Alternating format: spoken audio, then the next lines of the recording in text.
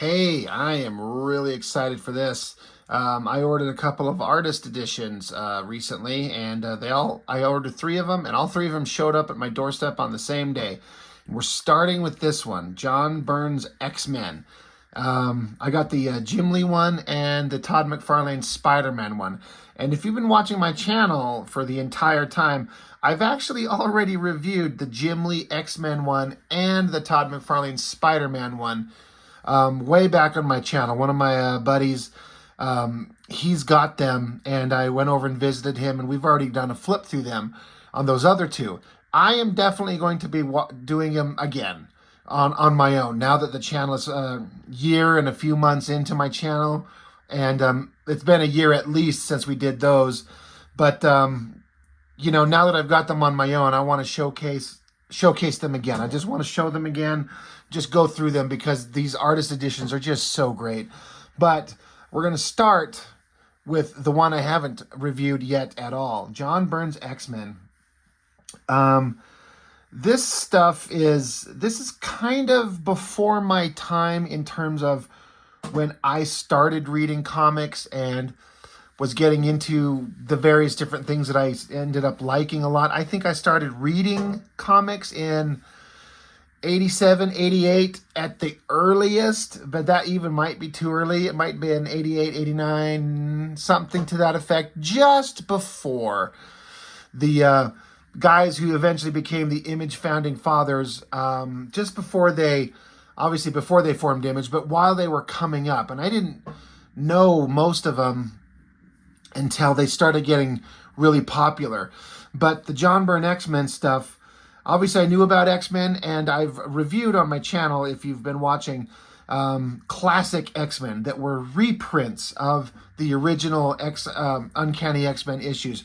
And that was my first exposure to John Byrne's work. And again, as happens with me often when I was very young, I didn't really pay attention to the artist. I didn't understand how brilliant the stuff I was looking at was. Oftentimes I'd be reading a book and it's the same artist, and you just kind of assume everything just always looks this good. And then suddenly someone else would come along that's not nearly as good. And you're like, wait, what the hell happened? Why does this book suddenly look uglier? So me getting to look at those classic X-Men issues, I got to read the Phoenix storyline in real time, in a way, in as much as I got to read it on a monthly basis. Not just like I didn't get it in a trade collection and got to read it all at once. I got to read issues leading up to it, and then the issues of it itself, the Phoenix Saga itself, and then the aftermath in it. And excuse me, good Lord. So I got to experience it, like having never read it and getting forced to read it on a monthly basis, where you had to wait in between issues. It is some of my favorite memories of reading comics. And it wasn't until much later in life that I started to understand how good of an artist John Byrne was. And this artist edition is relatively new. I think it's new this year. And just had to get it. Amazon was selling their artist editions for significant amounts of money off. I mean, still pricey. I mean, the three books I ordered cost $330 total, but when these were $150 each, I saved some money. So I had to do it. I had to just order them. Anyway, enough yapping. Great cover. We'll see this page on the inside. Once again, the guys who make the works, when they make the inside cover, inside cover and first page, just a great opportunity to showcase the artwork here. And man, seeing the black and white stuff, it's just so fantastic. It's funny because I look at this and, you know, sometimes you can see things and they look like they are from a certain era. This does not look like modern X-Men in any way. Even if it's the same characters, the costumes are different, but it's got a bit of an old school look to it, to a modern eye. And I don't know how to explain why is that so. It's got a certain presentation that looks like it's from a certain era. You know, I look at this and it feels late 70s, early 80s, and that's where it's from, of course, you know, obviously. But it makes me wonder if a younger person who's starting to read comics these days would look at this and just not understand the quality of what they're looking at. I've often wondered that. It took me a while. I had to grow up and be exposed to a lot more art and draw myself a lot to look at this and just realize how good it is. Even if it's a little, I don't know if I want to say dated in its presentation, which implies a negative, because I don't mean that, but I don't know. I don't know how to put it. I don't know if I'm making any sense, or if there's some of you out there screaming what an idiot I am for even suggesting like there's a problem with it. The figure work, the anatomy, the backgrounds, the drama, the composition. If anybody could come along these days with this kind of skill set and draw comics like this, what a immensely talented human being we just run into. This John Byrne guy,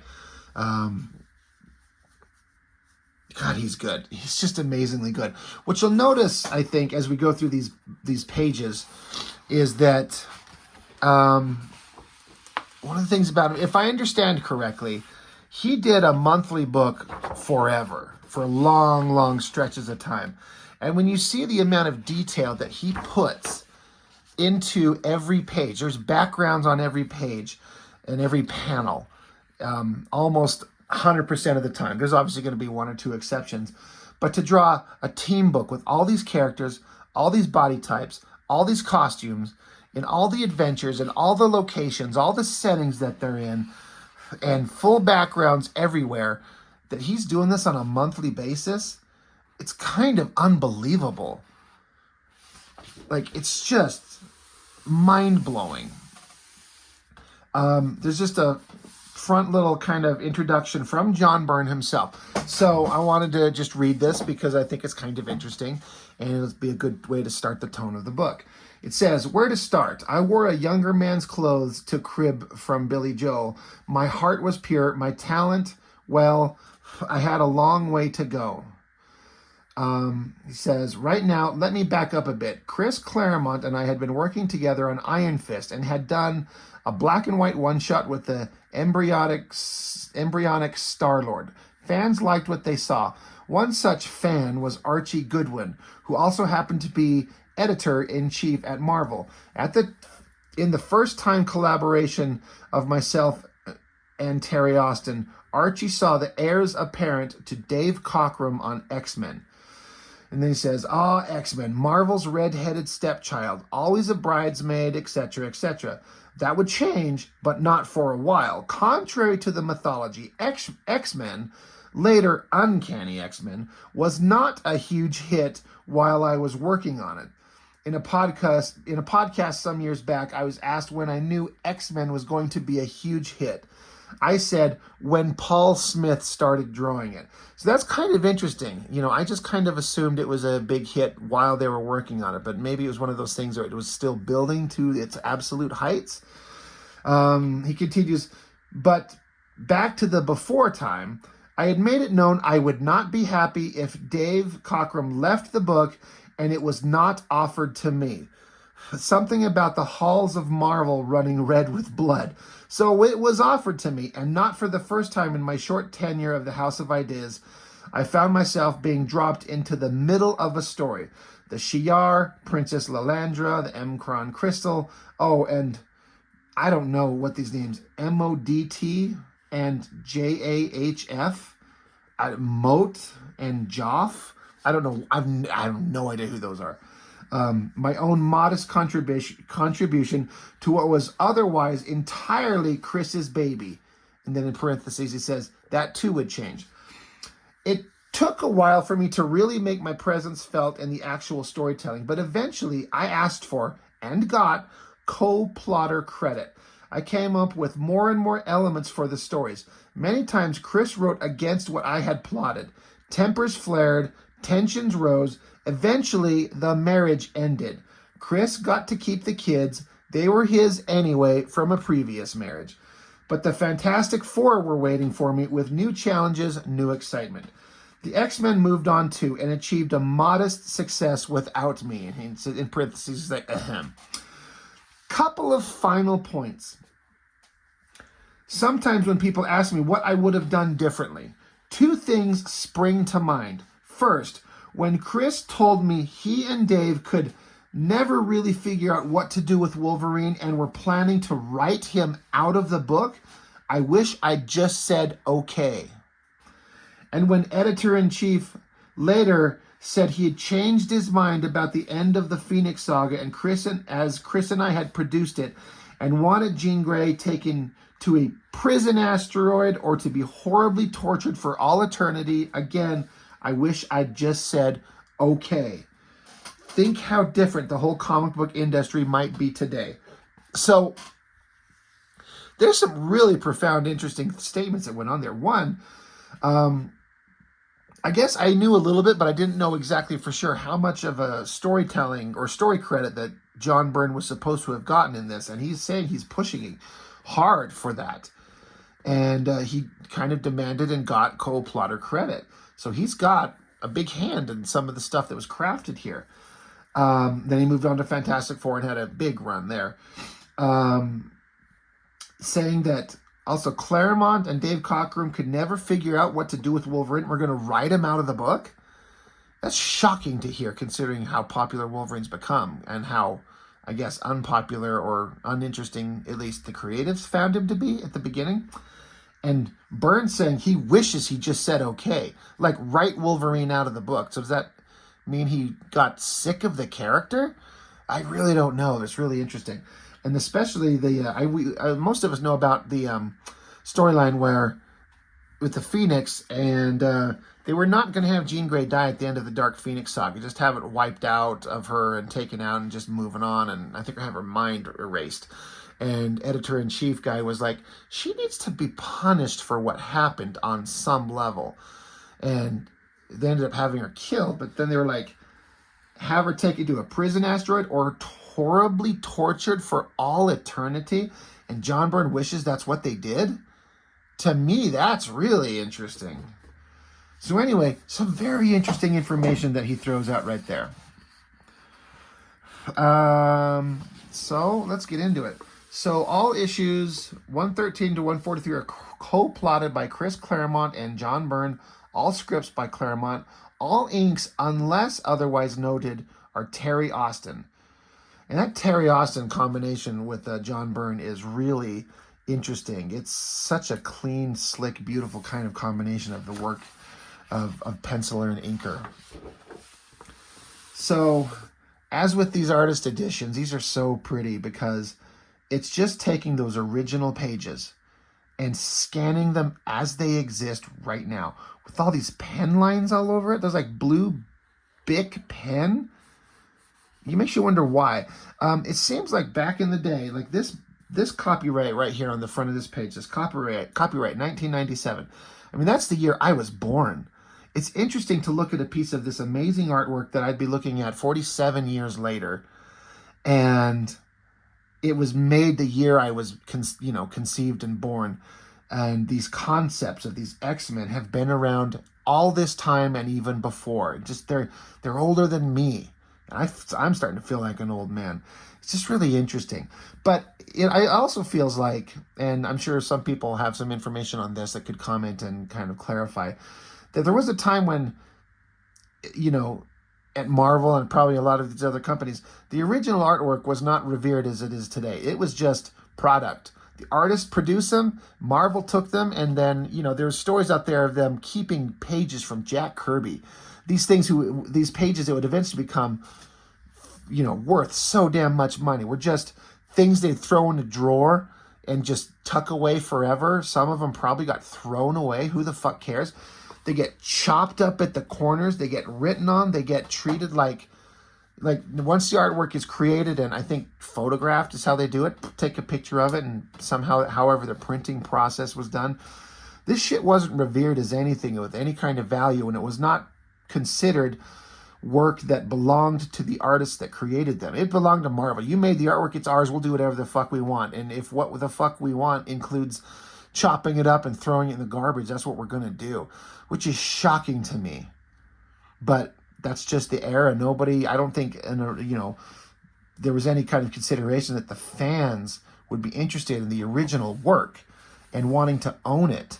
But I guess comic books are a child's medium to some people, and who the fuck cares what kids think? But no one had the foresight to really think that these kids would grow up and there'd be a massive market of grown adults with cash that would own these for almost unbelievable amounts of money. So it's just a really interesting kind of mindset, like the way that some of these artists probably sold their pages for extremely low amounts just to make a few bucks off them, and the way that they would grow in value over the years. So anyway, it's just a kind of a random thought, kind of train of thought I was having there. Another interesting thing, besides this, the disrespect that's shown, the way they chop the shit out of these pages, is how ugly yellow they get. Like, you can see the white of the border of this actual paper that's printed on. But these pages, wherever they were, however they were taken care of, whoever owned them, had, I don't know, were they sitting out in the sun shining on them all day? Are they smokers? Just the smoke just wafting onto these things? It really sucks that they get to be so yellow and ugly. I mean, there's a certain amount of like charm to that kind of old aging of them, but it's the page deteriorating. I mean, the paper's supposed to be white, and there's some in here you could tell where somebody was really taking care of them. Just another thing to kind of pay attention to is you can see the big difference in the artistic focus. This is just what we got 1, 2, 3, 4, 5, 6, 7 panels on this page, for example. Not one of these is a like a focus panel where it's a big panel and we're focusing a big artistic exciting shot on a particular character to make the page visually interesting for the aftermarket, which a lot of artists would lean into hard for the secondary art sales market. It's just panel work. And again, all the backgrounds going into these. Every panel, there's backgrounds, whether it's energy effects, technological alien stuff, everything. It's just there. The amount of work that goes into this, the penciling and then the inking on it is just so good. It's so detailed. And these are all comics that were before I ever read any. I have not read any of these stories. I've heard of the stories. I've read bits and pieces of them. But it's just interesting that, you know, these characters are from the 70s. You can kind of tell in Banshee's hairdo on this panel, for example. But just see, I wonder what it would be like for John Byrne to, like, if he gets his hands on these pages and he's holding them, like, can you remember from 47 years ago what you were thinking when you drew this page? Where you were at, the desk you were sitting at, the chair that you were in, the music that was playing in the background? Or is it even a matter of like, Jesus Christ, I don't even fucking remember drawing this page. I've drawn so many pages. Why would I remember the random page with this Fire Lord guy and the, you know, maybe, I just wonder if they get to a point they're like, I don't even remember it, dude. I've done so many. It's been so many years. Great splash page here. This one, when was this one printed? 1997 again, same year. Again, you can tell by the clothes and the stylings that they're wearing. But so much of the elements are just, you can still tell Wolverine and Storm, Colossus, Professor X, you know, Cyclops. Like, you could hand this to any kid who's watched the Xmen movies and they'd be able to identify him. It's pretty interesting stuff. This is one of my favorite scenes where they were kind of coming up with concepts. The X-Men had just got back from some big space adventure, and Wolverine's been antsy. He's like, I gotta go do some shit. He says, I just need a lift to the far side of the river. I've been out of the woods too long. I'm itching to do some hunting. And Storm's like, she's basically mad at Wolverine for like, you would go kill animals, not for survival, but sport. And there's a couple interesting things going on here. Like, Storm at one time was drawn with these cat eyes, like these skinny slits in her eyes. I think it's really stupid. Why would an African character who can control the storms have cat eyes? It's one of those weird elements that some design, whoever designed the character's look. What's the logic of that? It looks stupid, and I really think like it eventually slowly got phased out. It's just so weird. She's already visually stunning. We don't need these weird eyes.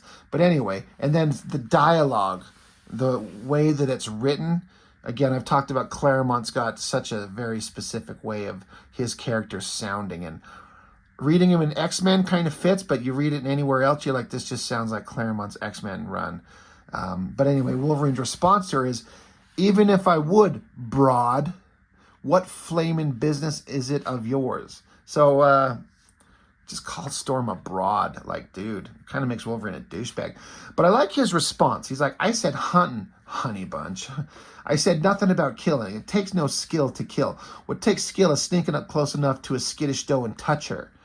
She's like, oh, I'm sorry, I misjudged you. He's like, I could care less. You've all been misjudging me since the day I joined this place. So he's kind of got attitude. He's like, I don't give a fuck what any of you think. You all just think I'm something I'm not.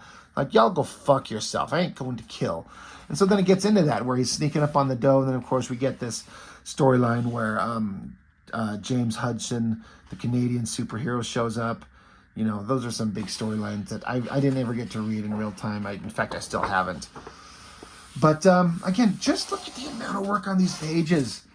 You know, now we got some big panels. Only 4 panels on this page. So all kinds of this beautiful background in this forest. Like these, it looks almost like whiteout being taken over the original drawing to be like sunbeams cast across through the forest. Really well done. And I just can't get over the inking. Getting to see it so clear. I talk often when I look at those classic X-Men issues how that old newsprint stuff looks so damn good. But one of the problems with it is that you tend to lose a lot of the original line work. It just doesn't reproduce as high a quality. And then you get to see these ink lines, these big, thick, heavy lines that taper down into thin lines, the cross-hatching that goes on. Such a controlled, slick, clean look. I'm really curious as to what inker Terry Austin used as a tool. Is it a brush? Is it a Hunt 102? Is it a combination of both? I would guess. Just really slick, nice stuff. And again, backgrounds everywhere. They're always feeling like they're in an environment, and you always can kind of get a sense of where they are. And it's just amazing. And God, we're 22 minutes into this video. We just barely cracking this book. I mean, it's thick. We got some pages to go. I love the way that they draw metallic textures. Byrne and Austin, really nice. And here's an example. If it shows up on the camera, this page is yellow. They're both got a yellow to it, but this one is very subtle, very slight. This one is much more prominent. So you can kind of tell that this page was preserved better. Whoever was doing it. You know, damn, Beast getting fucking punched in the back of the skull. That's pretty brutal. The big sound effects. I talked about often how I actually don't like sound effects in my comics. I just don't. It just bugs me. Very rarely do I like them, but that's a hell of a sound effect, like the artistry in that one. What a classic page right here. This is one of those artistic things where you can kind of tell, like, you could probably see how it's influencing other modern day artists. But the X-Men were captured. I can't remember by who. Mesmero, I think, probably it says in the text here. But Wolverine's chained up. And as I understand it, he's been straining on these chains nonstop, relentlessly. The determination in his face. The hand coming forward, the cool muscular anatomy. I love this big side shot.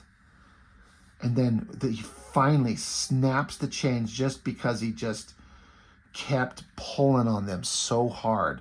I love the motion and angles of these arms in this panel. The folded anatomy. Just snapping them. It kind of sucks. I mean, like, looks like John Byrne signed the page. It says, regards, John Byrne, in like blue Bic pen.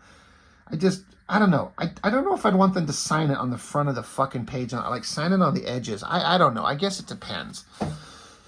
And then as I was flipping, I flipped through this once before I started doing this review. I'm looking at this side view.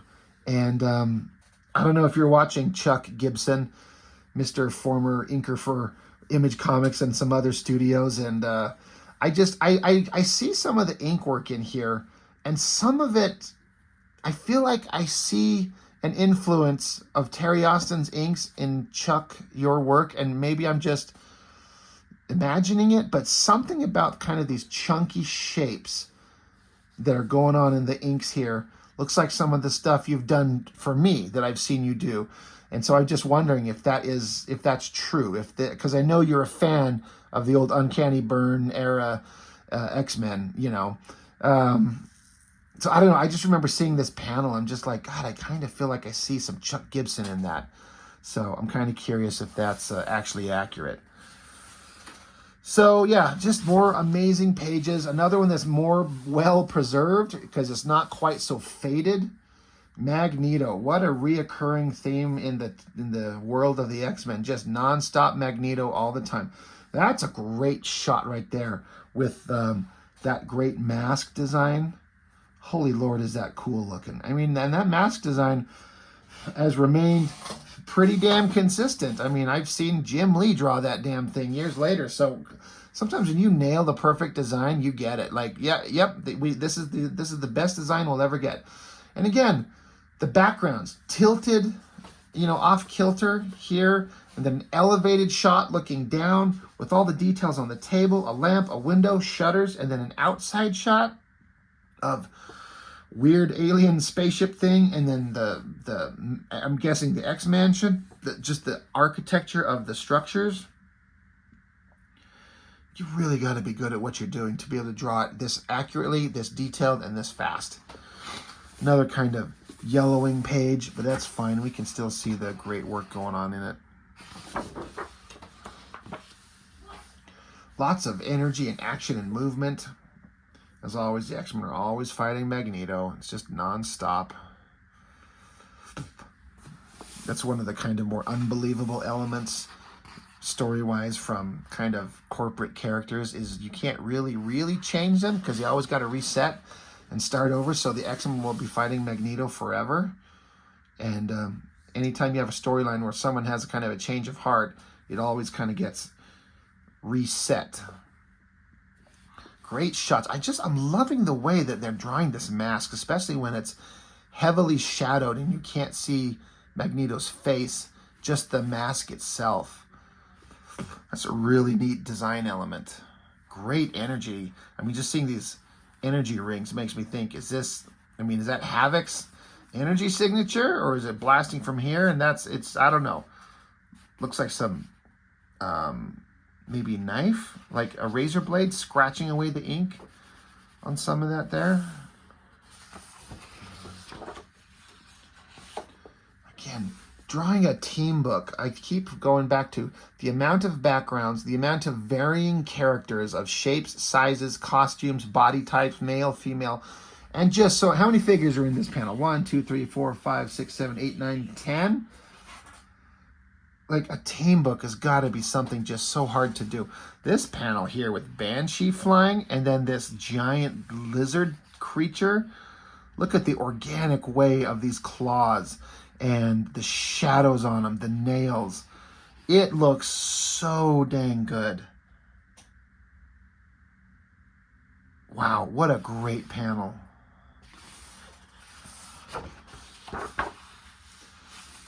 Loving both of these pages. The cool single headshots of the team. Cyclops, Banshee, Nightcrawler, Wolverine. But what a end page, right? This is the last page of whatever issue they're on. X-Men issue 117 or 114. It says 114 there and one. Oh, it's probably a 4. It's probably written as a 4, but I'm reading it as a 7. So 114. Look at Sauron. Is that a character anybody ever gave a shit about? I only ever saw him in those issues of X-Force by Liefeld. And what a pointless, stupid lizard that just kept getting chopped up by Shatterstar. What a shot. I love all the muscular anatomy. It's just such natural, round, muscular, alien, weird lizard anatomy. Great hand. Kind of, all doing all these weird shapes with this fingers and the claws. This figure, beautiful face, and then the anatomy of her body lying on the ground, coming towards you in perspective. That is hard to do. What a beautiful page. Wow. I'm just looking at some of these. There's some handwritten notes here. It says, for Jim Warden, All the best regards, Terry Austin, 1996. And even more best regards from John Byrne, 1996. So this was drawn in probably 77, 78, but they sell this page to somebody in 96, I'm guessing. God, what would somebody have paid for this even in 96? And then what it would be worth today if I had to guess. Love the smoky things going on in the background with these, I don't know, they call them like a grease pencil, where you had to like unwrap it. You don't sharpen it, but you unwrap it, and it just kind of got this chalky kind of look for like a lighter tone. Such a neat thing. I want one of those. I want to integrate that into my work. But anyway, I'm spending a lot of time on that single page. Amazing. Well, what's the next one? Well, holy shit. Probably the beginning of the next book. Because this was clearly an end, right? This is the, next Visions of Death. So that's the end. So that's the cliffhanger to leave on. Well, it starts out next. Wolverine ain't having any of that shit. Wolverine jumping forward, slicing those claws. There's the attractive girl. She's in a puddle of water this time. She wasn't in water previously. I mean, I don't care. It's not really a big thing. I think the neatest looking thing on a double page spread of amazing figures, man. Again, this Sauron figure, to get the lizard dinosaur look and then his anatomy. It's funny, he's got a belt with a little dick cover there and then like a gun holster. Such a ridiculous design. It's so silly, but it's so awesome. And then again, that penciled kind of gray tone. I don't think they use it too much, but when he decides to throw it in there, it's a pretty great effect. What a spread. God, it's so neat to see this, because this is the closest I'll ever get to see, any of us will ever get to see this type of stuff.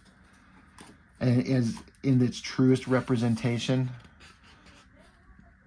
So neat. And then just more pages, more storytelling, more energy and action.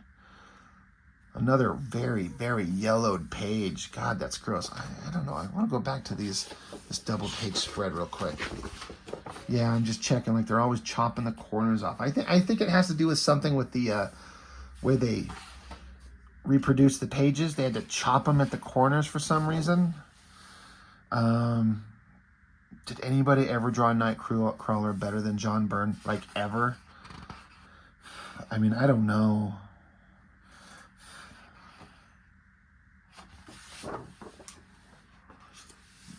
More great shots, more action.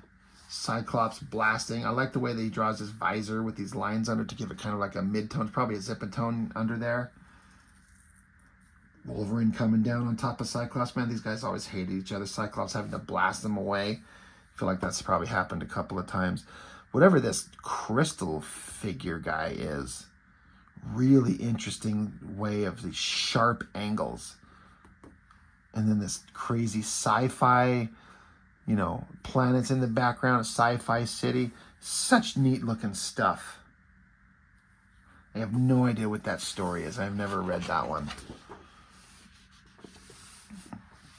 And isn't it just amazing? Page after page after page of dense, filled in panel work. But you also, when you have to compose these pages, you have to like draw the figures in and get your storytelling, but leave room for the lettering, because you got to have dialogue being spoken. So you can't, that's one of those things when you're drawing a comic page, you have to consider where the words are going to go. And I find myself often when I'm doing my own stuff, I'm like, I kind of forget to think about that. And then just, again, look at these original sites. Like, this is a page that I'm working on right here, but just so you can see how these are basically the exact same size. God, it looks like the one I've got. I mean, this is an 11 by 17 that I've got, but it looks like it's just slightly bigger, unless the artwork is reproduced slightly smaller, which I think is entirely possible. My original artboard here is a little bit bigger than that, but maybe it was reduced just a bit to fit. But I'm so inspired by this stuff. I mean, it's from an era before me as far as being an influence on me artistically as a kid. Once I started paying attention to artists, I was noticing Silvestrian, Jim Lee, and Liefeld and McFarlane, as I've said a billion times over on my channel. And it's not until now, as a grown-ass adult, that I see the absolute brilliance in these pages, and it just feels impossible. Look at these backgrounds. They're like they're going through like some destroyed kind of debris-riddled area, and then you got Nightcrawler up high on some technological backgrounds, and then another aerial shot looking down with all this sci-fi background. The amount of work that this must take. I'm just going to keep saying it's unbelievable over and over. What a set of shots. These faces are so cool. God, that's neat stuff. And then atmospherics, like rain. All these lines going away, and then you're leaving spaces in there for like lightning bolts and water flipping up in the wind and the torrential kind of storm. And then Wolverine. I believe this is a page where he first runs into this girl, Mariko, who he ends up falling in love with eventually. And of course, it's a love that will never happen, at least in terms of happily ever after. Full backgrounds, the great tree. John Byrne is this. How can anybody be this good? Great, he gets punched by this guy, and so Colossus goes flying, grabbing at the ground as he's flying through the air, just barely stopping himself before the edge of this cliff. God, I never noticed that before. I've never read this issue, so I've never seen it before, just kind of seeing this page. What a great sequence. Whoever this guy is.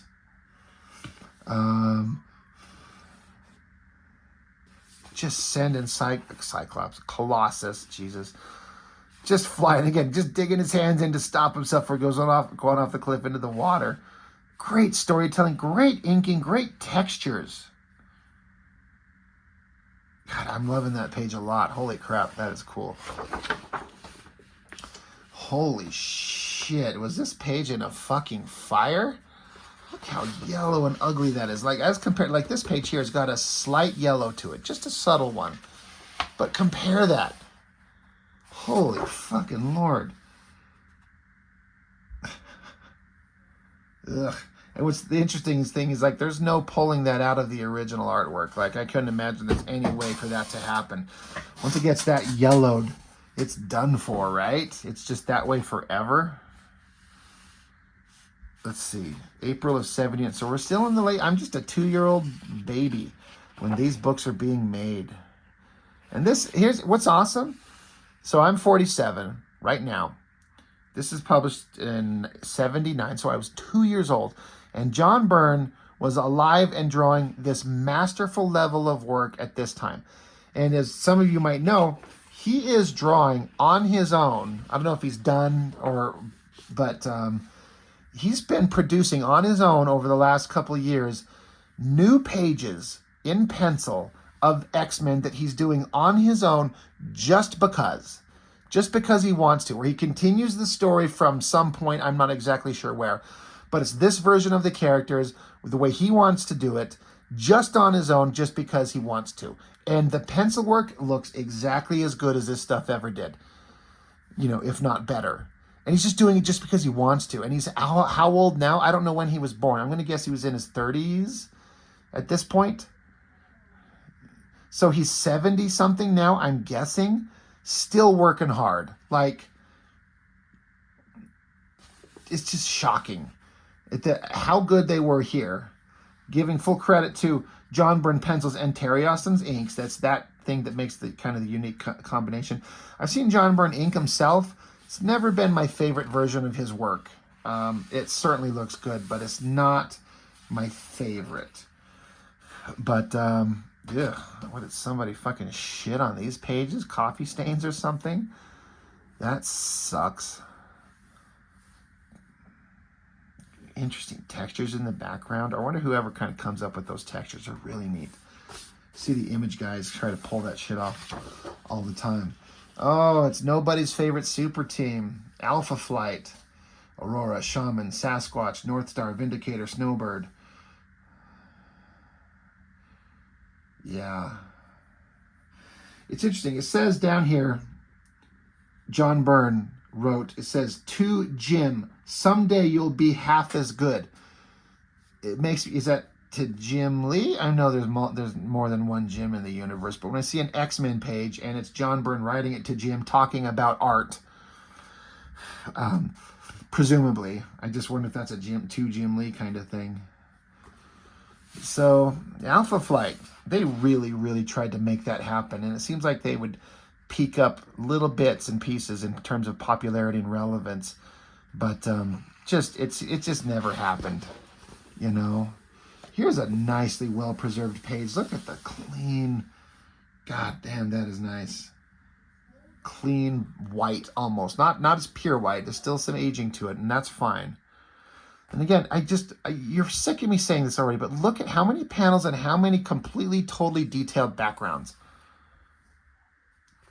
A car, like a Rolls Royce, and then this full city backdrop inside of a store, aerial shot looking down a sidewalk and building faces. I could not produce this on like a page a day kind of thing. Holy shit. And then another detailed interior. This is an interesting one-off. Why it's, like, obviously the original artwork was done in color. Watercolor, I'm guessing, or I don't know if there were markers of some type. I gotta say, in all the years I've read X-Men, to my recollection, I've never read a single book that had Arcade as the villain. And boy, I could not be happier for that. Is that just like the stupidest fucking villain ever created? Like, as a gagged one-off, maybe, but they sure seem to want to make him like a thing for, you know, a moment. And it looks so stupid. This bow tie. Yeah, can't say I ever read anything about that. God, more, but look at the shit on this edge of these pages. Holy God, that's terrible.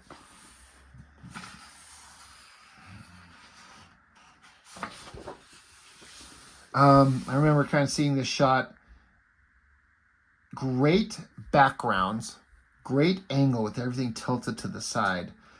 Not a great Spider-Man. I mean, and that's all subjective, right? It looks like old school Spidey with the small eyes and the old webbing and just kind of a very basic pose. But I feel like his arms are kind of poorly done. Kind of like a giant hand. The anatomy on his shoulder and his bicep here looks kind of weird.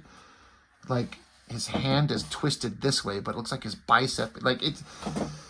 I know this is really egotistical and kind of sucks for me to even dare to even vocalize it to say, but that is. I don't think that's a great drawing of Spider-Man in terms of the greatest Spider-Man we've all seen, the various versions. For a splash page opening of the comic, June '79. Backgrounds are fantastic. Man, Austin inking these. What a tedious pain in the ass. But not my favorite Spider-Man, you know? It's more great panel work. More of that fucking Arcade character. Who cares? Kind of not particularly interested in spending too much time on these pages. I mean, I got to get through this thing. Here we are, 43 minutes, and we're halfway through the book. People don't want to sit around and watch me talking about this shit for 3 hours. Like, look at the backgrounds. Look at the inking. Look at the storytelling. God, look at the storytelling here. Great face. His hand coming forward. Cyclops in the background. There was an era where Cyclops, I really felt like he was just one of the greatest characters. He was a profoundly good leader. He wasn't like a boring sap like sometimes he could be portrayed as. And he wasn't, when he wasn't boo-hooing over Jean Grey, he was a really like first-rate leader of a team. Storm, take it off, baby. She got dunked into some water, so she had to drop the weight of her cloak and her boots. I mean, it makes sense. So, gotta, you know, lighten up so you don't get pulled down and drown. More beautiful pages that are unfortunately very yellowed. Great figure work. Gosh. Now, finally, starting right at this point, this page right here. That's X-Men 125. This is 126. This is getting into pages that were in books I actually was reading. The Proteus saga, which was the story previous to the Dark Phoenix saga. So suddenly, these pages and the story become something that I've actually read, and I've got historical significance to. Everything else in this before is something that I've never seen, or I'd seen single pages of, or reproductions of a single page, or something, you know. But now we're getting into stuff that I remember actually reading. And this Jason Weingard guy, the whole thing of that he was manipulating Jean Grey in her mind, and slowly working up. Like, none of us expected what eventually happened was what going to be the ultimate point of the story of that mastermind fucking with Jean Grey's brain. But previous to that, it's this Proteus guy. He's a mutant, and he's like an entity, an energy entity that can jump into different bodies. That's why he keeps changing throughout. Like, he's possessed the body of a cop. And he just got done, like, mind-fucking Wolverine, because he can alter reality. So he's having Wolverine, like, rip apart into pieces and changing gravity and just horribly messing with your mind. It's not even just messing with your mind. It's like it's actually having reality alter, and you're just suffering through it. And but what's interesting is Proteus is deadly. Metal is like the deadliest thing to him. Like, even just slight scratch from metal is potentially deadly. And Wolverine, he was trying to possess Wolverine's body. That's what this energy line is kind of indicating. But he finds out that, of course, he's full of metal. He's like, I can't possess you. So Wolverine's like, all right, well, let me penetrate you with these things. So he goes diving after him, and then this is like, might have been the end, the last panel in that story, but there is Proteus is altering reality on Wolverine and Nightcrawler right there. Such a great story. I loved it so much. And now we're into, oh, no, that's page 26. This is page 30 of the same book, 126. So yes, this was not the end of anything. God, another horribly yellowed page, but this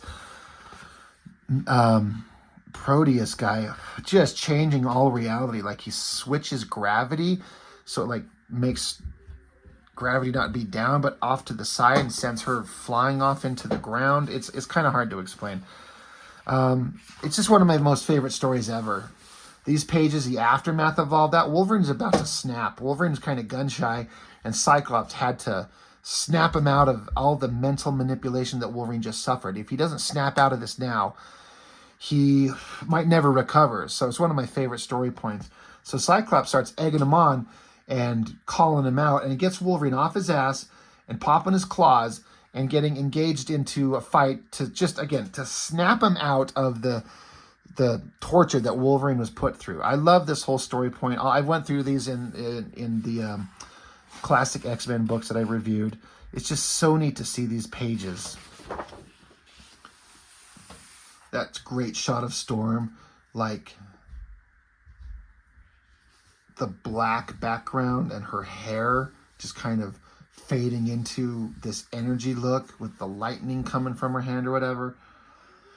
So goddamn good. This stuff, it's so clean and clear. Those terrible, like, cat eyes on Storm. I get that it was a design element that was put into it, but fucking stupid.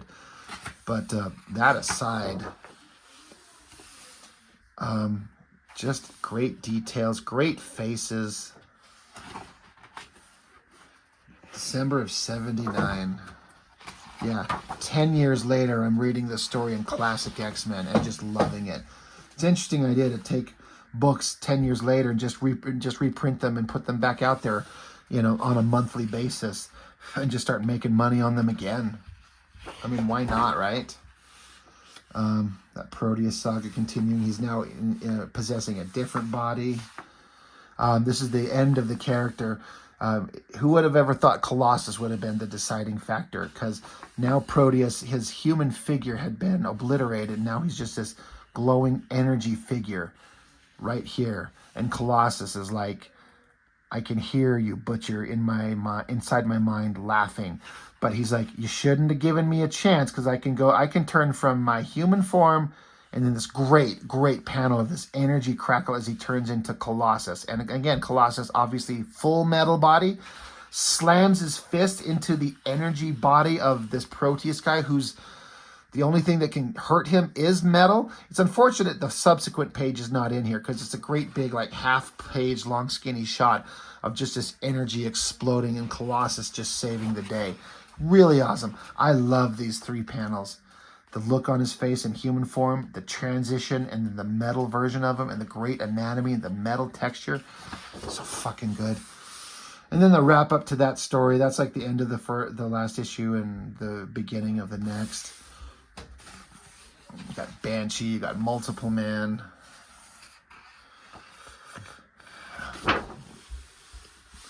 This page is obviously preserved very well. Very almost white. Somebody was loving that page. Getting into the Dark Phoenix saga, Dazzler. Look at this.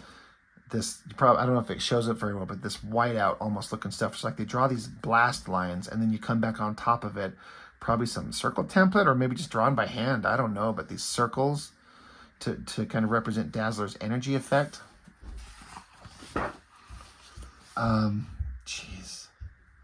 These pages are so great. I've always loved that panel. Jean Grey Phoenix getting really intense because she's going after the White Queen. I like the angle, even though we're going to stick in a big old ass cheek in here with lots of different types of zipatone, like this grainy looking one, and then the lines one. It gives different textures on this like shiny sash across her waist, and then her boot, and then same thing on her glove, but then the kind of cloth underneath it with a different zip tone and that gray. And look at the background on this, every panel's got detailed background. So good. Interesting on these pages. I don't understand, again, from one of the greatest scenes in the X-Men run, no words. And there's a lot of parts where the artwork is kind of faded out. Like there's this really nice solid black and white, but then some of this faded line work in all these different places. I'm not quite sure what's going on, and why are there no words on these pages? If this is a scan of the original artwork, why are the words not on this like they are here? This is a great shot. I love this of Wolverine being swept away in the sewers. This kind of circular pipe. And then this one-point perspective of all these lines coming out of it. And it's not hyper-detailed in like super technologically kind of specific. It's just a bunch of little kind of notches and square shapes made to give the implication of detail. However, the detail on the backgrounds here in this lush, like, ritzy building that they're in, these tables, all the detail on the carpet and the trim and the windows. How can anyone draw like this? But again, it's really weird. No words there or on these pages here. One of the best kind of opening shots there. Wolverine facing off against this soldier, just verbally making him surrender. No words, no dialogue balloons. And if I understand correctly, I think the text boxes are done before the inker gets it. So John Byrne pencils it, and then the letterer comes along and puts the lettering boxes on there and then inks it in, and then hands it off to Austin to then do the inks of the figures around it. I believe that's how it's done. So clearly not the case here. So I just wondered why. If anyone knows, please tell me. And then more pages with no words on them. And this one, again, is another one of those where very yellowed and ugly, but there's a lot of parts where the line work is just faded as shit. Like in his hair. I wonder if they used some other tools that did not have archival kind of long-lasting quality. It's really interesting. You can see how it's faded in some of these places. And then obvious, really solid black inks. Another well-preserved page. It's very nice, crisp, black and white. Some probably more of whatever. It looks like almost like a Sharpie that was used, and then that's faded over time. Love these panels. God damn, these are so good. And then kind of the last one that's in here that's repeating that faded ink and no dialogue on it. What an ugly page in terms of that fading and that yellowing. compared to something like this. And again, imagine these panels. It's just all fucking faces. So 1, 2, 3, 4, 5, 6, 7, 8 panels, and it's all just faces. And you got to draw the same basic angle and the same characters, but draw them as they look right now, captured, as they look when they're normally at full strength, normal them, and then the way that Jean Grey's perceiving them in this alternate kind of history, kind of mind manipulation version. And then just show their faces. Faces, faces, faces, faces, faces. That takes some skill to make them all look like unique individuals, and it's so fucking fantastic. The shot where he comes down, and I take it as Wolverine ended up killing this guy later on. That actually really happened. Full backgrounds everywhere. Details just everywhere. Look how dense these are. Again, it's raining outside. This shot of Sebastian Shaw up front, looking through a window outside at the night in the rain as all these characters are running away. I would never fucking come up with that. I don't know what I would ever do. I'd shoot myself. That'd be so hard. And then this great single panel, long skinny panel, great trees, great backgrounds, rain everywhere. So fucking good. It's just unbelievable that this guy can think like that. And then of course, this page, it continues on to the next one where they got away from the Hellfire Club, but unfortunately damage is done. Jean Grey right here, she's been manipulated so much, her powers are just out of control. And holy shit, what an iconic page. Boom, she is Dark Phoenix. And this panel, this explosion. I mean, it's one thing to sit here and see this, but how awesome would it be to be able to see this page in person and be able to hold it? Again, more rainy atmospheric shots as the X-Men, their jet explodes and they're all falling from the air and they have to kind of fight Jean Grey and trying to figure out what the hell she's doing. Look at all these sweeping lines cascading in to point at her, to emphasize her power as the team is surrounding her. So damn good. And just more of the same. I know this video has been going on quite a while. Very well preserved page, it looks like. Very good extreme. Unless somebody took and dialed up the levels to make the blacks darker and the whites whiter. Kind of doing what they probably don't want you to do. When you scan these pages, like the whole point is to scan them as they look and not fuck around with the levels. But part of me wonders if somebody did do that there. Amazing page, though. Amazingly yellowed pages. Holy shit. Great shadows. Great, silhouettes. Iconic, right? Right there. The X-Men team taken by the Shi'ar because they kind of stopped her, locked her powers away. But damage was done. She went off and blew up a whole entire planet full of aliens, killing billions of people, and they're going to make her pay. Always like this page. I mean, who doesn't like a page of naked, hairy Wolverine getting out of a shower, right? This shot of his mask being held up by this little whatever the fuck it is, that's really interesting. And what a great shot of this ship in orbit, and there's this bubble sticking out with this platform and all the technological details as like an observation point looking down at Earth. What a great shot. It's so damn good. And then in the Dark Phoenix saga where the X-Men have to fight the Imperial Guard and get their asses kicked. Another great page. Look at all the background details just everywhere. This shot of Warstar, always like that with the heavy shadows and this crosshatchy background. I never noticed in the original printed book like that. It's interesting how some of these details show up in a way that you'd never noticed before. I know it's just more of the same. It's just brilliant storytelling, great figure work, great action and energy and movement. They can't put every page that exists in here, but there's a couple that were missing that I really wished were in here. But, beggars can't be choosers. Love this space shot, like the surface of the moon. an explosion on the surface, the sun in the background. That is a great panel. I love that so much. And then I think these are pages in the book that I reviewed most recently. The issue of Classic X-Men, which followed after the death of the Dark Phoenix. And it's basically like X-Men Grand Design, where it's just telling the entire history of the X-Men up to that point in just, you know, sometimes it's just one issue gets one panel. And that's what all that type of stuff is. So, great stuff. Classic Kitty Pryde by John Byrne. Kind of this goofy teenager kid look. Big, you know, Danger Room training session. Very classic. You see this kind of repeated over and over and over in X-Men books. That's fine. That's what it should be. These pages look like they've been preserved pretty damn well. They haven't faded. They're probably a few years more recent, I'm guessing. I don't know if that should make any difference.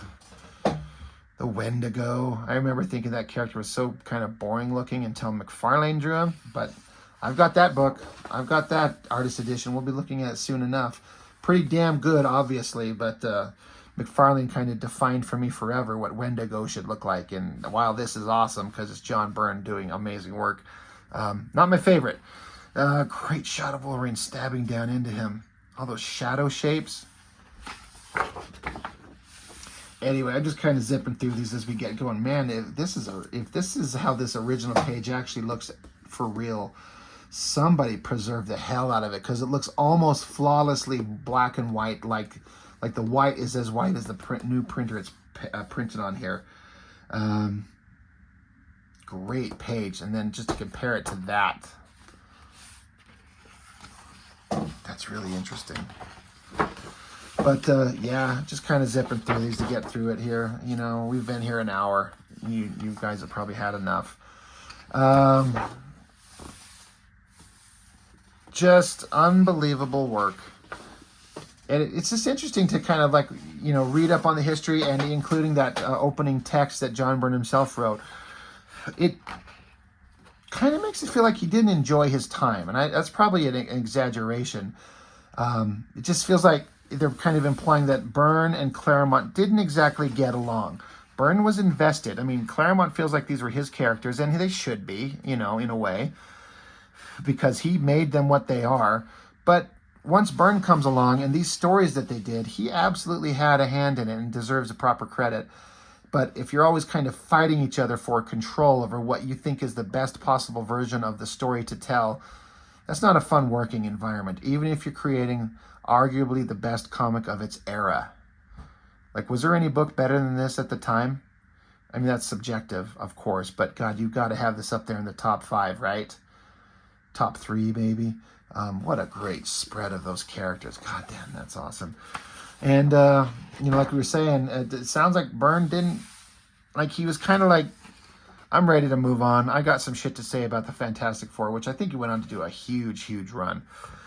I've never read it. I can't speak on it, but it's just kind of interesting to kind of get the vibe that, you know, the contentious relationship between Byrne and Claremont wasn't fun for either of them, but they still produced the best X-Men works ever made.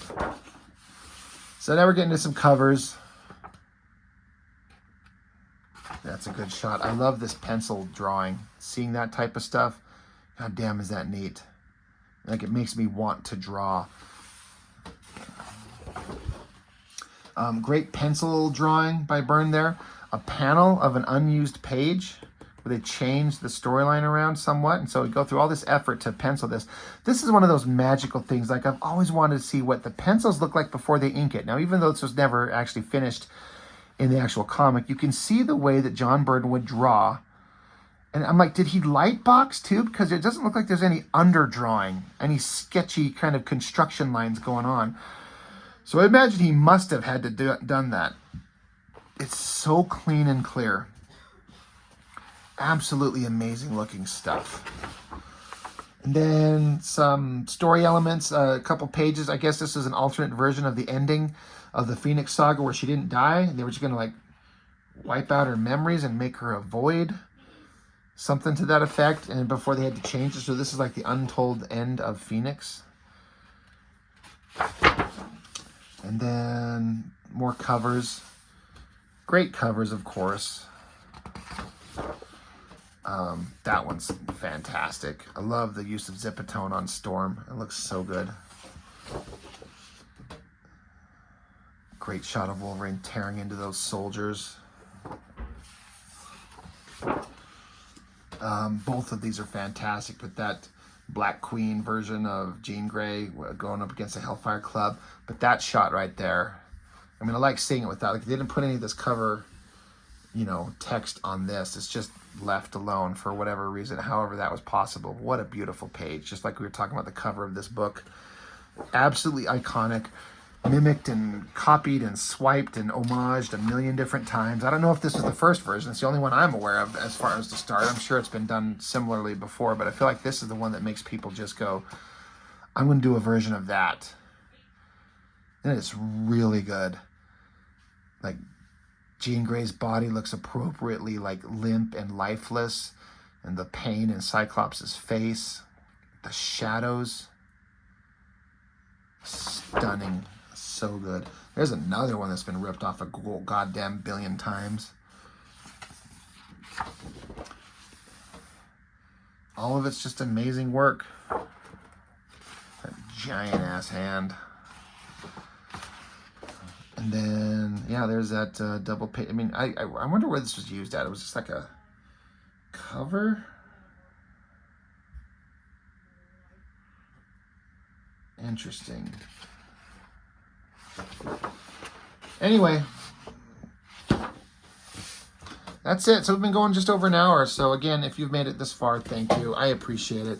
You know, I know a lot of people here to kind of look at the comic stuff, but there are artists of us out there that enjoy this stuff, and this stuff is, to us, is just so dang interesting. It's so neat to see it. I can't wait to get into the Jim Lee one.